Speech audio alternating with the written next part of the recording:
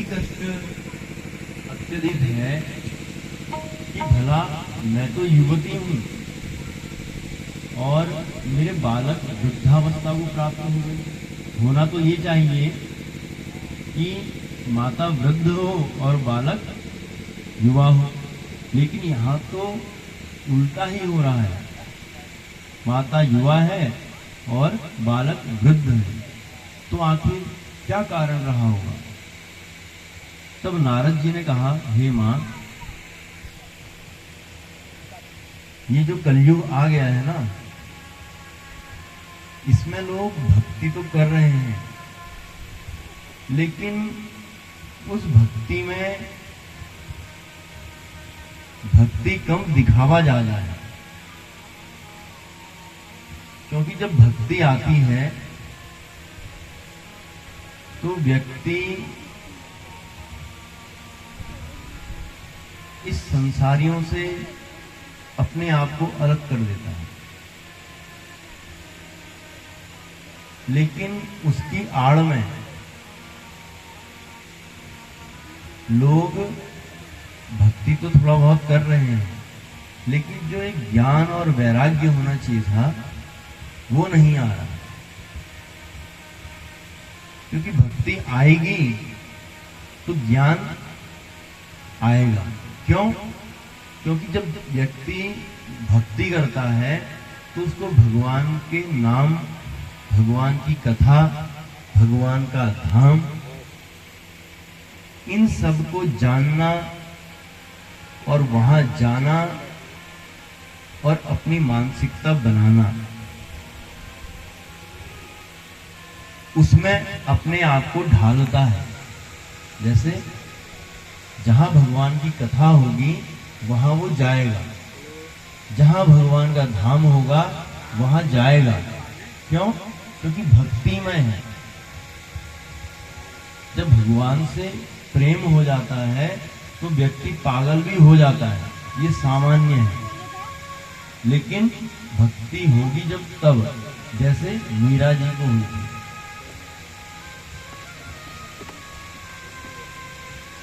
और जब भक्ति बढ़ती है तो भगवान के चरित्रों का ज्ञान होता है, और जब ज्ञान होता है तो संसार से वैराग्य उत्पन्न होता है। लेकिन ये कलयुग है माता, लोग भक्ति का एक आचरण करके, दिखावा करके आपको भी छल रहे हैं और भगवान को भी छल रहे हैं। लेकिन कलयुग में फिर भी अभी कुछ भक्ति बढ़ी हुई है, जिससे आप अभी युवा हैं, लेकिन ज्ञान वैराग्य अभी इस अवस्था में पड़े हैं। इसका मात्र एक कारण है कि इनके अंदर ज्ञान और वैराग्य नहीं है। अगर भक्ति से ज्ञान वैराग्य आ जाए वो तो श्रेष्ठतम है। लेकिन कुछ लोगों का, कुछ संतों का, कुछ श्रेष्ठ जनों का संसर्ग करने से जो ज्ञान प्राप्त होता है, उससे भी ज्ञान और वैराग्य की निवृत्ति होती है। ज्ञान भी होता है और धीरे धीरे आचरण में वैराग्य भी उत्पन्न होता है। तो लोगों में आजकल वो भी नहीं है जिससे कि इनमें युवापन आ जाए। हे मां, अब आपको ज्यादा क्या कहें।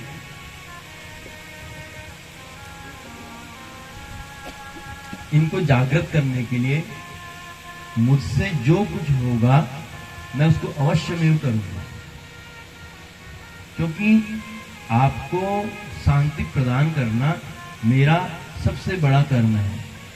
क्योंकि हे मां, जहां आप जाती हैं वहां भगवान को आना पड़ता है। जैसे प्रहलाद जी को मारने के लिए जब हिरण्यकशिपु आया तो भगवान को खंबे से निकल के आना पड़ा।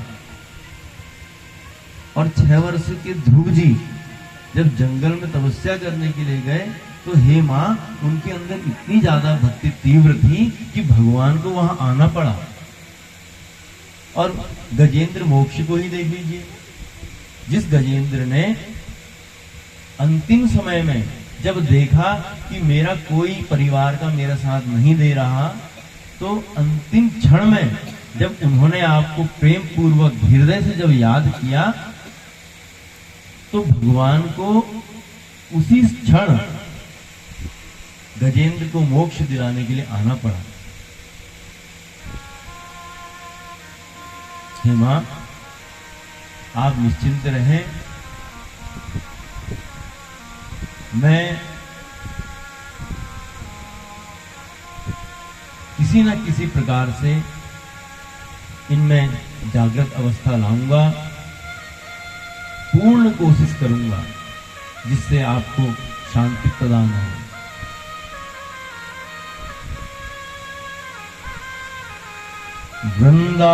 वृंदावनस्य संयोगात् पुनस्त्वं करुणीनवा धन्यं वृंदावनं तेन भक्तिर्नृत्यति यत्र च। हे नारद जी, मैं आपसे एक प्रश्न और करना चाहती हूँ। भक्ति महारानी कह रही है। नारद जी ने बोला, मां जरूर करें, आपको कोई शंका है तो उसका समाधान करना मेरा कर्म है, कहें आप। हे नारद जी, आपने कहा ये जो कलयुग आया और कलयुग से लोगों में भावनाएं बदल गई हैं, अहंकारी हो गए हैं, मोहग्रस्त हो गए हैं, क्रोधी हो गए हैं और भक्ति वैराग्य ज्ञान से कोई मतलब नहीं है, और ये सब कलयुग का प्रभाव है। तो जब कलयुग आ रहा था तो भगवान ने कलयुग को आने क्यों दिया? अच्छा, भगवान ने नहीं आने दिया, चलिए, और भगवान अपने धाम को चले ही गए। तो जो परीक्षित जी थे, आखिर इन्होंने इसको भगाया क्यों नहीं? क्योंकि वो तो एक धर्मात्मा राजा थे, तो इन्होंने इसको छोड़ कैसे दिया? नारद जी कहते हैं, हे मां, भले ही कलयुग में बहुत दोष हैं, अनेकानेक दोष हैं, लेकिन इस कलयुग में एक फल है। बोले कौन सा? बोले यत् फलम नास्ति तपसा न योगेन समाधिना तत्फलं लभ्यते सम्यक् कलौ केशवकीर्तनात्। हे मां, इस कलयुग का एक विशेष फल है कि अन्य युगों में हमको अनेकों जप तप करने पड़ते थे, और तब जाके कुछ भगवान की प्राप्ति हो या मोक्ष की प्राप्ति हो, संभव नहीं। लेकिन इस कलिकाल में, इस कलयुग में सिर्फ भगवान का नाम संकीर्तन, कथा श्रवण, ये हमको मोक्ष की ओर, भगवान की ओर ले जाने में सक्षम था। जो फल और युगों में यज्ञ से मिलता था, अनेकों वर्ष तक तप करने से मिलता था, वो इस कलयुग में मात्र भगवान का नाम लेने से है। तो देखा, लोग इतने कंजूस हो गए हैं कि वो यज्ञ आदि नहीं करेंगे, कोई धर्म कार्य नहीं करेंगे, लेकिन हो सकता है भगवान का नाम लेकर अपनी वाणी को पवित्र करके उस श्रेष्ठ मार्ग में चले जाएं। जब परीक्षित जी ने ये देखा कि भैया कलयुग तो आना ही है, लेकिन हो सके कुछ मैं इनसे वार्ता कर लूं और कुछ श्रेष्ठ फल प्रायः मिल जाए तो इनको छोड़ देंगे। तो जब नारद जी ने, परीक्षित जी ने देखा कि इसमें सिर्फ केशव कीर्तनाथ, सिर्फ कीर्तन करने से वो यज्ञादियों का फल मिल रहा है, तो कलयुग को परीक्षित जी ने छोड़ दिया कि भैया तुम रहो, कोई दिक्कत नहीं है। कलियुग केवल नाम आधारा, कलियुग केवल नाम आधारा, कलियुग केवल नाम आधारा, कलियुग केवल नाम आधारा, गावत नर पावहि भवधाम, गावत नर पावहि भवधाम, गावत नर पावहि भवधाम, गावत नर पावहि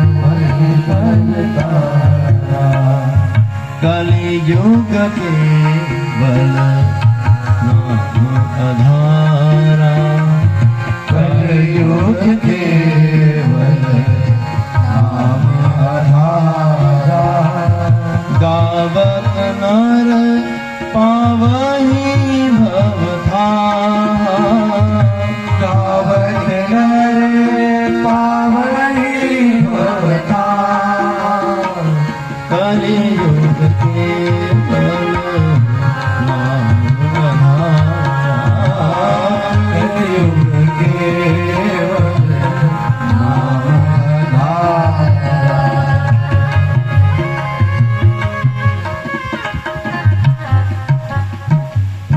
हरि नाम हरि शरणम। ओम नमो भगवते वासुदेवाय। कलयुग का जब ये श्रेष्ठ फल हमको इस चराचर जगत से और संसार में आने जाने से मुक्त कर सकता है, तो इससे बड़ा हमारे लिए अहोभाग्य की कोई भी बात नहीं है। इसलिए भले ही आप कथा में हो अथवा ना हो, हर समय भगवान का संकीर्तन अवश्य में करें। जरूरी नहीं कि प्रातः करें, सायंकालीन करें या मध्याह्न करें। भगवान का नाम एक ऐसा है कि आप मानसिक कभी भी जप सकते हैं, कोई कार्य करते हुए। ऐसा नहीं कि आप चप्पल पहन के, जूते पहन के जा रहे हैं तो भगवान का नाम ना लें। ऐसा है ना, जब हम कोई शंका करते हैं तो शंका करने मात्र से जो कोई सही कार्य होता है, उस शंका के कारण हम नहीं कर पाते। जब सब कुछ भगवान का है, ये शरीर हमारा चमड़े का भगवान का है, वो जूता चप्पल प्लास्टिक का है कहाँ का? है तो इसी सृष्टि का, उत्पन्न तो यहीं से हुआ। तो भगवान का संकीर्तन करने में इस तरह की शंका ना करते हुए हर समय हरि शरणम हरि शरणम, इस तरह से अपने आप को बना लें कि जैसे ही सुबह उठें तो सर्वप्रथम भगवान का नाम वाणी से निकले। कोई कार्य करें या कुछ गलती हो जाए तो भगवान का ही नाम आए। क्रोध करें तो हरि शरणम हरि शरणम हरि शरणम ही केवलम। उससे हम लोगों को जो लाभ प्राप्त होगा, शायद वो हमको प्रत्यक्ष ना दिखे, लेकिन अप्रत्यक्ष रूप में वो हमारे साथ साथ हमारी पीढ़ियों को भी एक सही मार्ग में ले जाएगा। बस हमको शंका त्यागनी है, शर्म त्यागनी है। देखिए, शंका और शर्म दोनों का जो प्रथम अक्षर है वो एक ही है। जिसने करी शर्म उसके फूटे कर्म। देखिए, शर्म के कारण कई क्या अधिकतर लोग अच्छा कार्य, धर्म कार्य सिर्फ शर्म के कारण नहीं करते, लेकिन कई जगह बहुत हर्षोल्लास के साथ बहुत आयोजन ऐसे धर्म कार्य हो रहे हैं जिसमें किसी की कोई शर्म ही नहीं, क्योंकि भगवान का नाम लेने में आखिर कैसे शर्म। ये तो हम अपना एक कुमारगामी जो बन रहे हैं उन लोगों की बात है। कहीं भी कभी भी किसी भी धार्मिक आयोजन में अथवा ज्ञान यज्ञ, श्रीमद् भागवत कथा में, कहीं भजन संध्या में, अगर कहीं ऐसे कोई धार्मिक कार्य हो रहे हो तो आप अकेले ना जाएं। अपने साथ साथ अपने बच्चों को, अपने बालकों को, अगर घर में पतिदेव हैं तो पतिदेव को, और पतिदेव आ रहे हैं, पत्नी घर में है तो अपनी पत्नी को भी स्वयं लाएं। हो सकता है हमारे माध्यम से कितनों का कल्याण हो,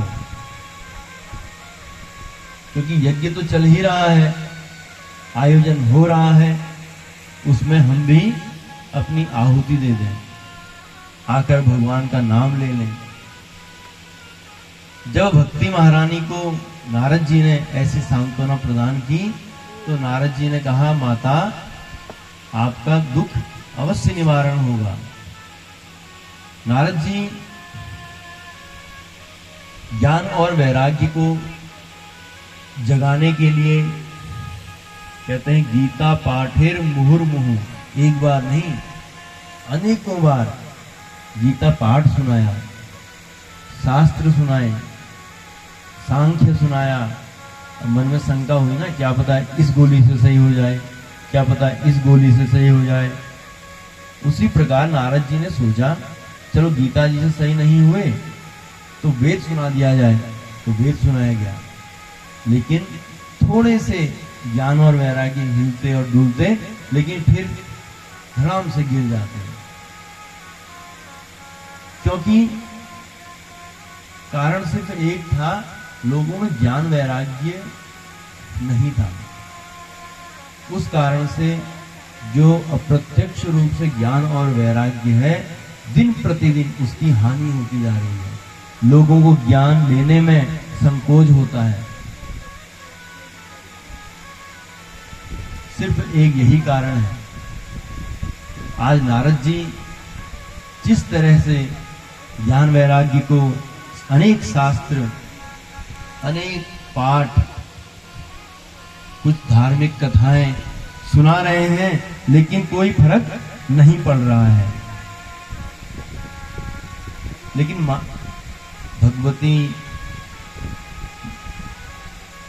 भक्ति महारानी से नारद जी ने बोला, हे माँ, मुझसे जितना हो सका मैंने उतना किया, लेकिन देखिए आपके सामने इनको कोई फर्क ही नजर नहीं आ रहा। उठते हैं फिर गिर जाते हैं।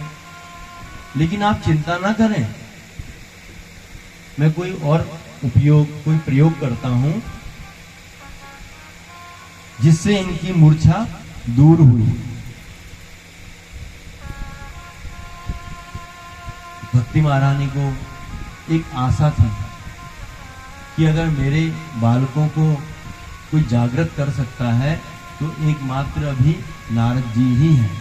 तो क्या पता कोई आए ना आए और तब तक मेरे पुत्र और मूर्छा में हो जाए, जीवित ना हो पाए।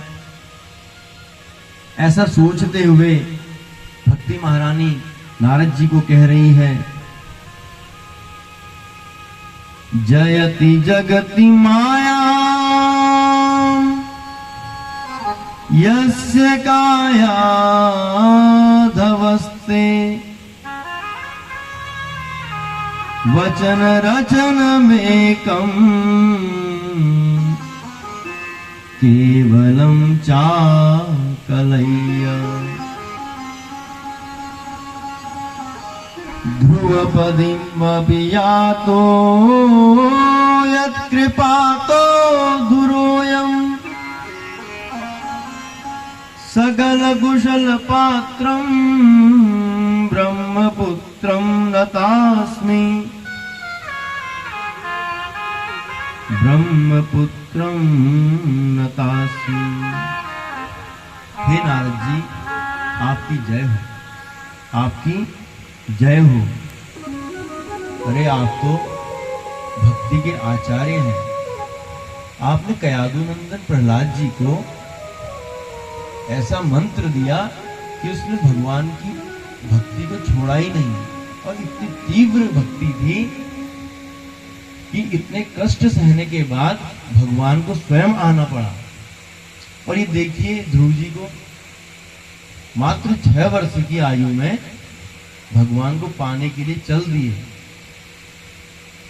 ऐसे आप श्रेष्ठ अगर कुछ मेरे बालकों के लिए प्रयोग करेंगे तो अवश्य होगा, इनकी मूर्छा जाएगी, इतना मुझे विश्वास है।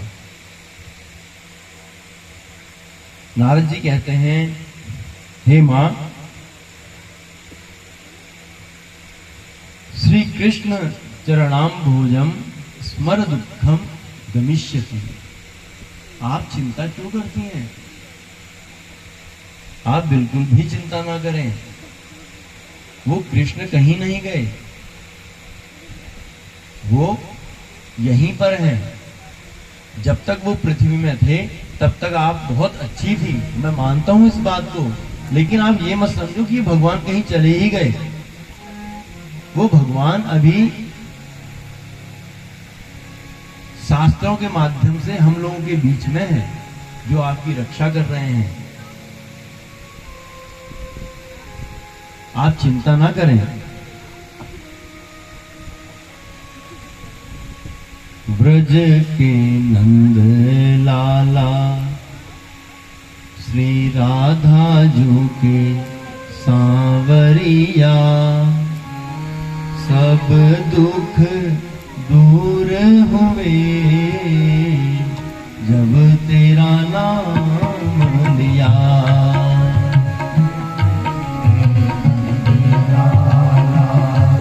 श्री राधा जी के सांवरिया, सब दुख दूर हुए जब तेरा नाम लिया। ओ सब दुख दूर हुए जब तेरा नाम लिया। सब दुख दूर हुए जब तेरा नाम लिया।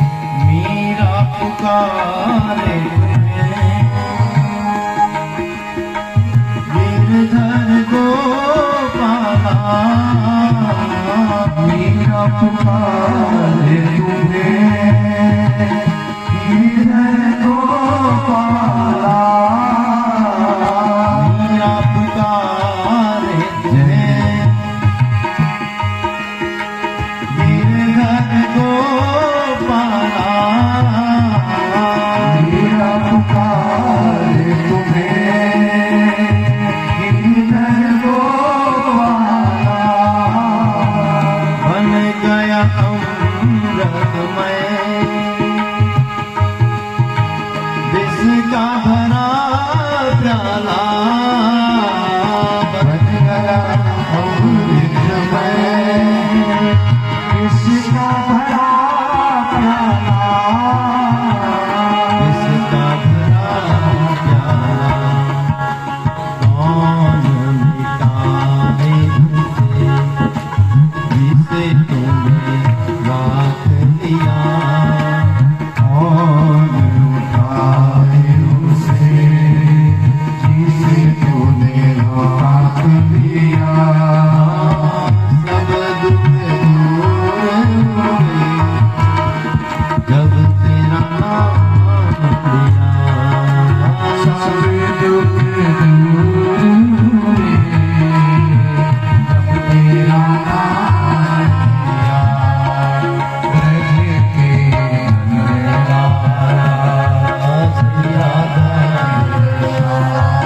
किया सब दुख दूर हुए जब तेरा नाम लिया सब दुख दूर हुए जब तेरा नाम लिया